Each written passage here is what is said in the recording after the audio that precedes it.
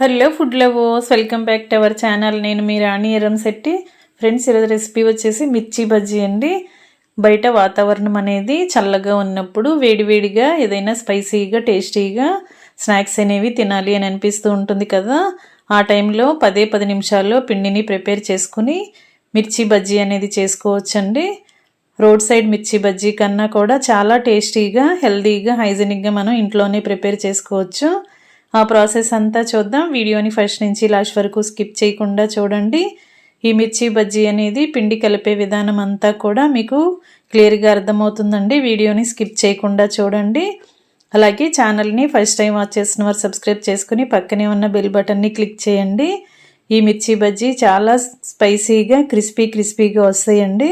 ఇంకా ప్రాసెస్లోకి వెళ్ళిపోదాం. ముందుగా ఇలా బజ్జీ పచ్చిమిర్చిని తీసుకోండి.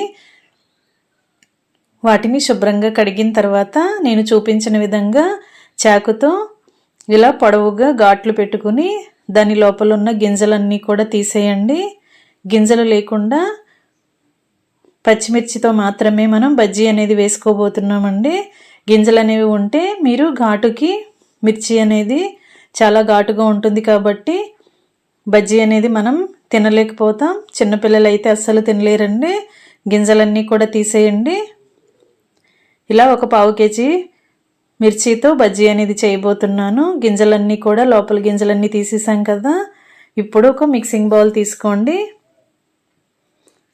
దానిలోకి 1 టేబుల్ స్పూన్ వరకు శనగపిండి వేసుకుని 1/2 టీ స్పూన్ వరకు వాము పొడి వేసుకోండి.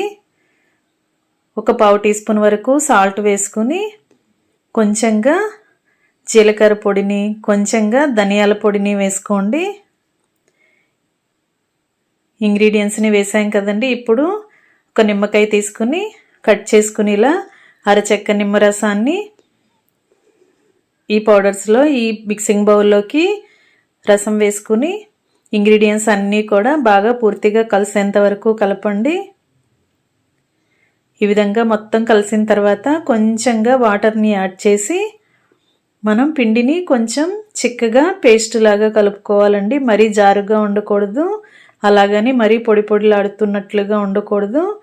ఇలా 1 టేబుల్ స్పూన్ వరకు వాటర్ని యాడ్ చేసి పిండిని కొంచెం లిక్విడ్ లాగా కలుపుకోవాలి. చిక్కని లిక్విడ్ లాగా కలుపుకోండి. వాటర్ని చూసుకుంటూ కొంచెంగా పోసినట్లయితే మరీ జారుగా అవ్వకుండా మనకి కావలసిన విధంగా పిండి అనేది రెడీ అవుతుంది. ఈ విధంగా కలుపుకున్నాం కదా. ఇప్పుడు మనం ఘాట్లు పెట్టుకుని లోపల గింజలన్నీ తీసేసుకున్న పచ్చిమిర్చిని తీసుకుని ఇలా మనం ఓపెన్ చేసుకుని మనం రెడీ చేసి పెట్టుకున్న శనగపిండి పేస్ట్ని కొంచెంగా తీసుకుంటూ లోపల వరకు ఇలా అప్లై చేయండి. మరీ ఎక్కువగా అక్కర్లేదండి. లైట్గా ఇలా అక్కడక్కడ అంటుకునేలా అప్లై చేసుకుంటే సరిపోతుంది. ఇదే విధంగా మిగిలిన మిర్చిని కూడా ఓపెన్ చేసుకుని కొంచెంగా శనగపిండి పేస్ట్ని తీసుకుని ఈ విధంగా లోపల అప్లై చేసుకుని మొత్తం అన్నీ కూడా ఒక గిన్నెలోకి పెట్టుకోండి. ఫ్రెండ్స్, బజ్జీ పచ్చిమిర్చిని బజార్లో మనం వెజిటబుల్ మార్కెట్లో తెచ్చుకుని ఒకసారి ఈ విధంగా చేసి చూడండి. ఈ మిర్చి అయితే మనకి ఘాట్ అనేది అసలు ఉండదండి. ఎన్ని బజ్జీలైనా కూడా చాలా ఈజీగానే తినేయచ్చు. స్పైసీ ఫుడ్ ఎక్కువగా ఇష్టపడే వారికి ఇలా ఈ రెసిపీ అనేది బాగా నచ్చుతుంది. ఇలా మనం కట్ చేసి ఓపెన్ చేసి పెట్టుకున్న మిర్చి అన్నిటిలోకి కూడా మనం రెడీ చేసి పెట్టుకున్న శనగపిండి పేస్ట్ని లోపల అప్లై చేసుకుని గిన్నెలోకి పెట్టుకున్నాం కదా.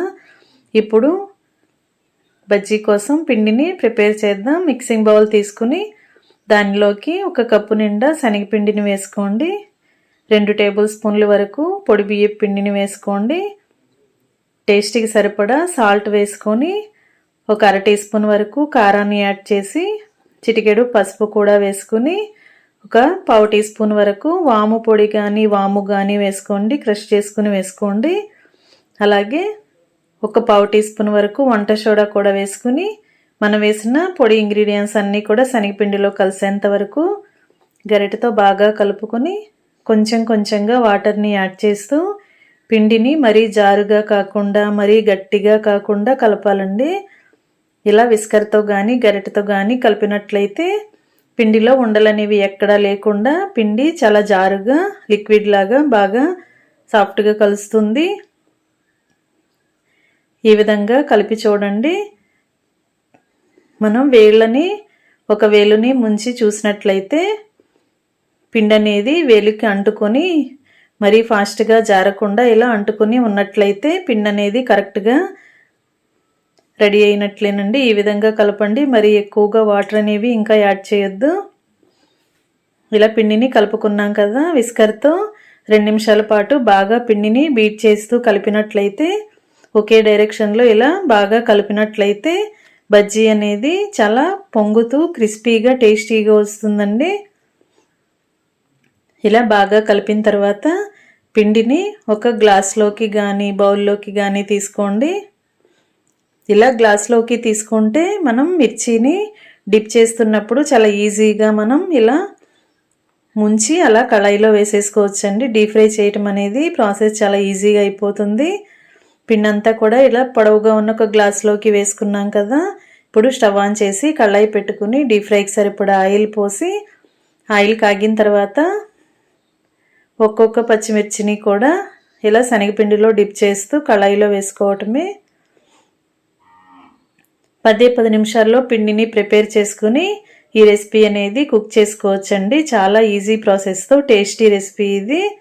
అందరికీ కూడా ఈ రెసిపీ బాగా నచ్చుతుందండి. మనం బండి మీద తెచ్చుకునే బజ్జీ కన్నా కూడా చాలా క్రిస్పీగా టేస్టీగా వస్తాయి. నేను చూపించిన విధంగా పిండిని కలిపి చూడండి. మీకు కూడా బజ్జీలు అనేవి చాలా టేస్టీగా వస్తాయండి. ఇలా ఒకవైపున బాగా ఫ్రై అయిన తర్వాత వెనక వైపు కూడా టర్న్ చేసి 2 వైపులా క్రిస్పీగా ఫ్రై అయిన తర్వాత ఆయిల్ నుండి తీసేయండి. మనం పిండిలో పచ్చిమిర్చిని డిప్ చేస్తున్నప్పుడు ఒక సైడ్కి ఇలా గ్లాసుకి రుద్దినట్లుగా చేసినట్లయితే ఒక సైడ్ అంతా కూడా పిండి అనేది లేకుండా మిర్చి అనేది వస్తుంది. అప్పుడు మనం ఆయిల్లో వేసిన తర్వాత పచ్చిమిర్చిని ఆయిల్లో కరెక్ట్గా ఫ్రై చేసినట్లు అవుతుందండి. మొత్తం పిండి పచ్చిమిర్చి చుట్టూ కూడా అప్లై అయినట్లయితే లోపల ఉన్న పచ్చిమిర్చి అనేది కరెక్ట్గా ఫ్రై అవ్వదు, తింటున్నప్పుడు ఘాటుగా అనిపిస్తుంది. అందుకే మనం